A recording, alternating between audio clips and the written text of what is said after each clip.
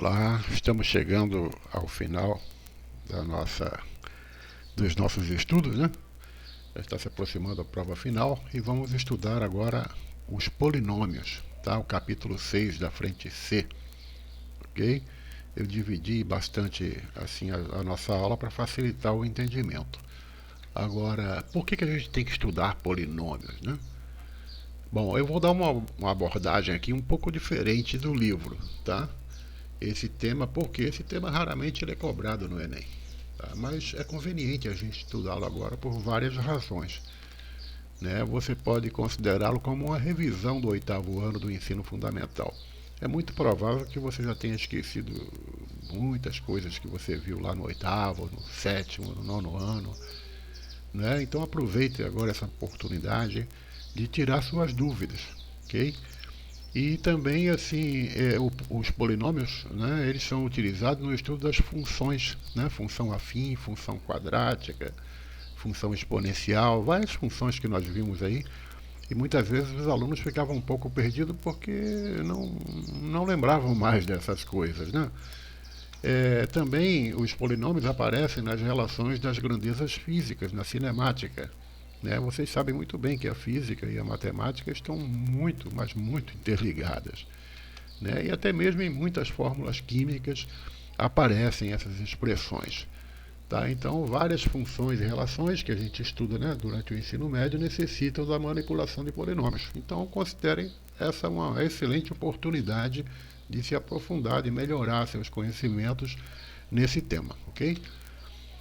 No ensino fundamental, você viu que expressões algébricas indicam operações matemáticas formadas por números e letras. Né? Então, eu tenho aqui 3 exemplos de expressões algébricas.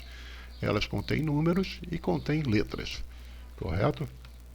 As expressões algébricas inteiras que apresentam apenas multiplicações, olha só, apenas multiplicações, são chamadas de monômios, ou então termos algébricos.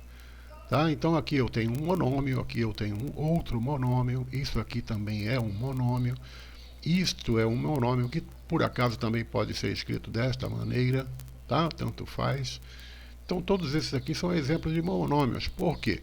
Porque só aparecem apenas multiplicações nessa expressão. Né? Aqui é 3 vezes x, aqui é a vezes b vezes c, aqui é menos 2 vezes y vezes z ao cubo, e assim por diante. Tá?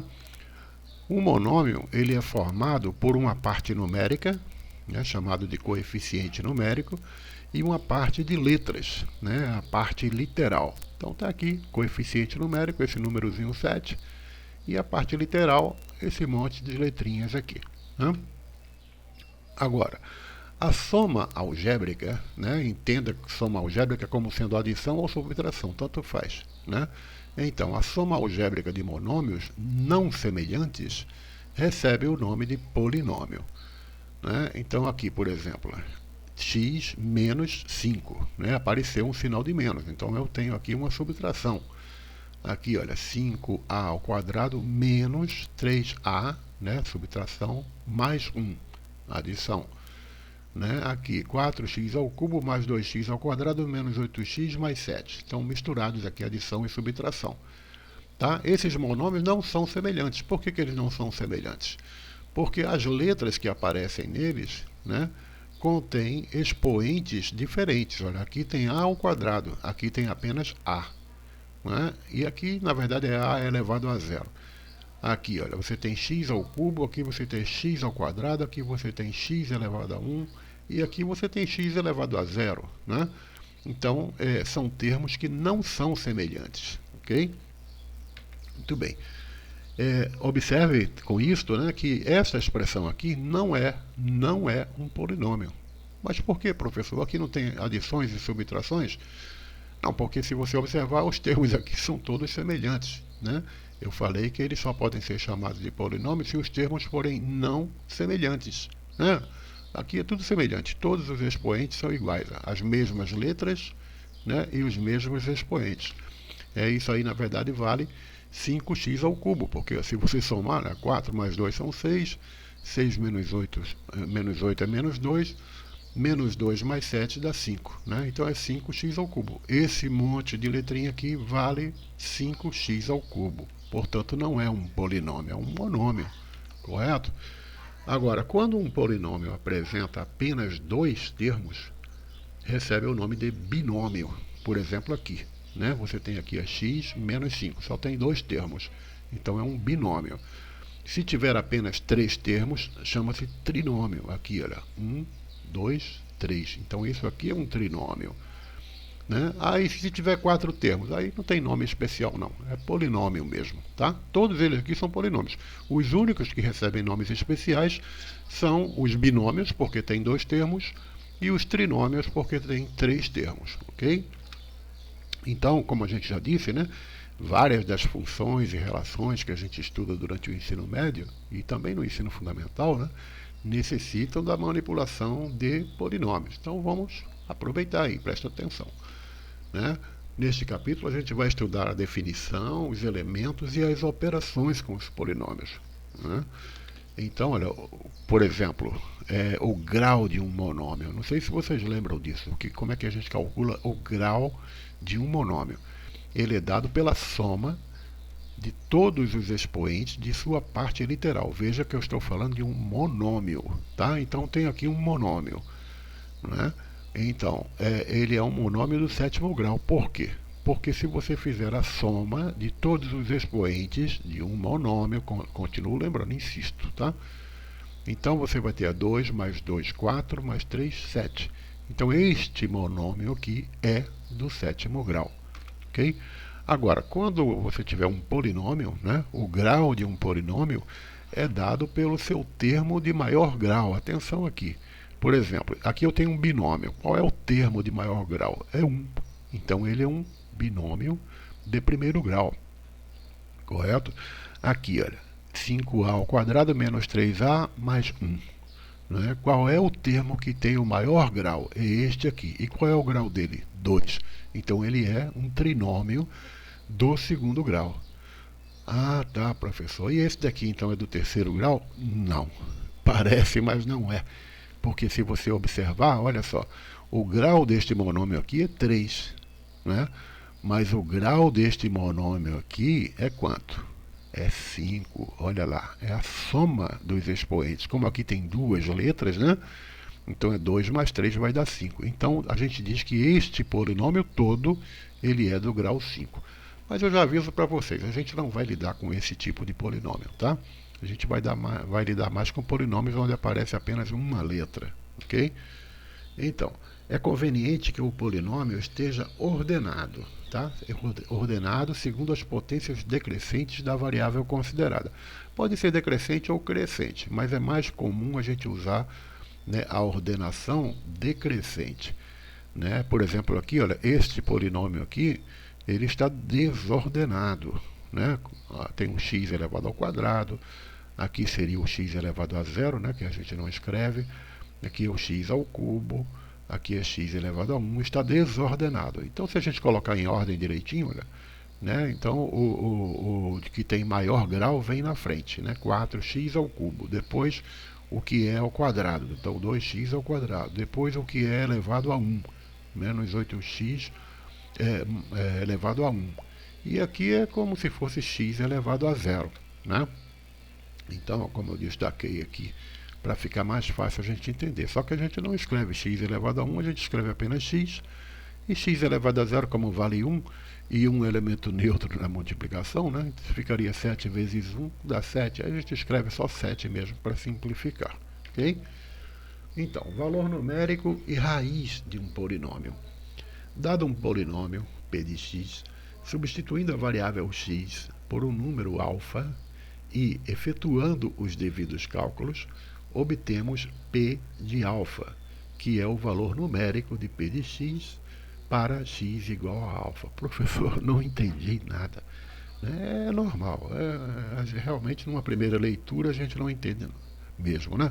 Mas eu já vou dar alguns exemplos aqui, você vai entender isso. Bom, definimos como raiz de um polinômio p de x todo número alfa que satisfaz essa expressão aqui, p de alfa igual a zero. Dessa forma, dizemos que alfa é uma raiz do polinômio p de x. Isso que você acabou de escutar aqui é exatamente o que está no seu livro. E eu até simplifiquei um pouco, tá? Mas agora você vai ver como vai ficar claro com um exemplo, né? Vamos ver aqui, ó. O polinômio p de x igual a x ao quadrado menos 6x mais 5. É um polinômio? É. Né? A gente está chamando ele de p de x. Então, vamos experimentar para x igual a menos 1. É o que ele está falando aqui do alfa, substituindo a variável x por o número alfa. Então, eu escolhi substituir por menos 1. Né? Então, eu vou calcular p de menos 1, né? Que ele chama aqui de p de alfa. Aí o que eu faço? Onde tiver x, eu coloco menos 1. X ao quadrado, menos 1 ao quadrado. Menos 6x, menos 6 vezes menos 1. E mais 5, né, eu só simplesmente copio. E agora, o que eu faço? Aí ele fala aqui, ó, efetuando os devidos cálculos. Então, vamos efetuar. Menos 1 ao quadrado dá mais 1. Menos 6 vezes menos 1 dá mais 6. Ora, mais 6 mais 1 dá mais 7. Mais 7 mais 5 vai dar quanto? Vai dar 12, né? Então, como você viu, não tem nada de difícil não. É só realmente o linguajar aqui que fica um pouco complicado, tá? Então, vamos experimentar agora para x igual a 1. Então, a gente vai calcular p de 1. Onde tiver x, a gente coloca 1. X ao quadrado, fica 1 ao quadrado. Menos 6 vezes x, fica menos 6 vezes 1. Né? E mais 5. Quanto vai dar isso daqui? Vai dar 0. Então, olha, quando dá 0, aqui ele falou, quando dá 0, né, dizemos que alfa, o número que a gente usou, é uma raiz do polinômio p de x. Né? No caso aqui, como a gente usou 1, né, e deu 0, então p de 1 foi igual a 0. A gente diz então que 1 é uma raiz de p de x, né, porque p de 1 deu 0. Né? Uma raiz, porque pode ter mais de uma. Né? A propósito, no caso desse polinômio, a outra raiz é menos 5. Se você quiser testar, você testa aí, tá certo? Então, operações básicas entre polinômios, né? A gente precisa ver adição, subtração, multiplicação e divisão. Divisão, inclusive, eu até deixei numa aula separada, porque, né, costuma ser um pouquinho mais difícil, né? Pois é comum termos que realizar operações com os polinômios em problemas matemáticos. Desculpa aí o cachorro latindo, tá? Por isso, vamos revisar as operações com polinômios e aprofundar as técnicas utilizadas, né? Então, por exemplo, uma empresa verificou que o custo C de x e a receita R de x, em função da sua produção x, eram dados pelas seguintes funções polinomiais, respectivamente. Tá? Então, isso, quando a gente está estudando função, é muito comum a gente encontrar a função custo e a função receita, né? Geralmente em operações comerciais. Né? A fabricação de um produto tem um custo e quando você vende, você tem uma receita, aquele dinheiro que você recebe quando vende aquele produto. Né? Então, alguém calculou aí que o custo é dado por essa fórmula e a receita pode ser calculada por esta fórmula aqui. Tá? Então, às vezes, a gente precisa determinar qual é a expressão que representa o lucro. Tá? Isso aí é muito comum. Né?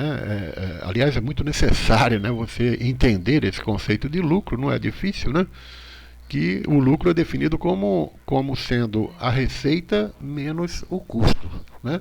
Então, está aqui a expressão L de x é igual a R de x, que é a receita, menos custo, que foi aquilo tudo que você gastou para adquirir o produto. Né? Então, nessas horas é que a gente precisa operar com polinômios. Tá? A propósito, antes que eu esqueça, tem poucos exercícios, né? Para enviar pelo AVA. Tem apenas 3, na página 120 da seção Aplicando Conhecimentos. É o número 1, o número 2 e o número 7, por enquanto, tá certo? Então, olha, agora eu estou deixando lá no AVA, tá? Você não precisa enviar as respostas, mas eu estou deixando 2 listas de exercícios que eu considero excelentes para quem quer levar o estudo a sério. Agora, se você vai fazer ou não, é uma decisão exclusivamente sua, tá certo? Você que vai decidir isso aí. Não precisa enviar para mim os resultados. Aliás, eu não tenho nem mesmo o gabarito desses exercícios, tá? Eu utilizei num curso aí que eu dei, mas não tive tempo de preparar gabarito. É uma sequência grande. Se alguém quiser, né, se oferecer aí como voluntário para gabaritar todos os exercícios que estão lá, eu vou ficar muito grato, tá bom? Vamos lá. Soma e subtração de polinômios. Adição. Reduzimos os termos semelhantes de mesma parte literal, fazemos a adição algébrica dos coeficientes numéricos e conservamos a parte literal comum. Isso vocês já sabem, tá? Isso é coisa do 8º ano.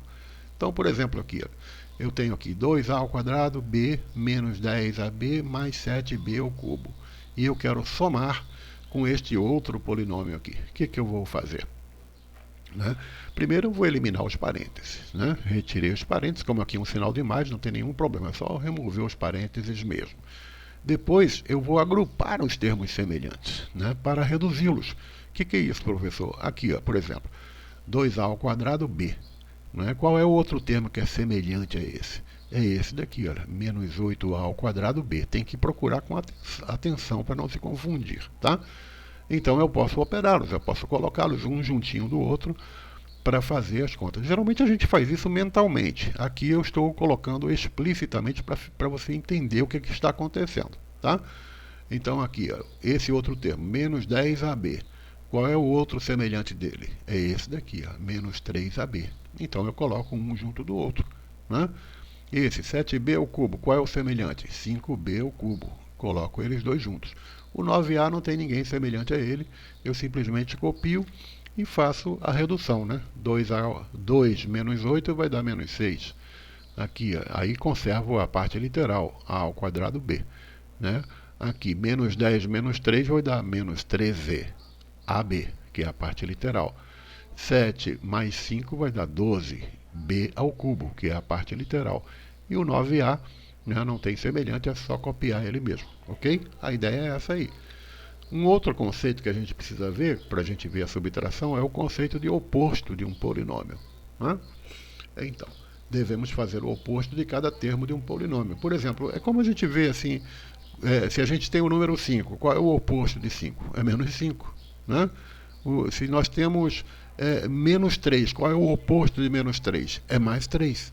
Tá? O oposto é a mesma expressão escrita com o sinal trocado. Né?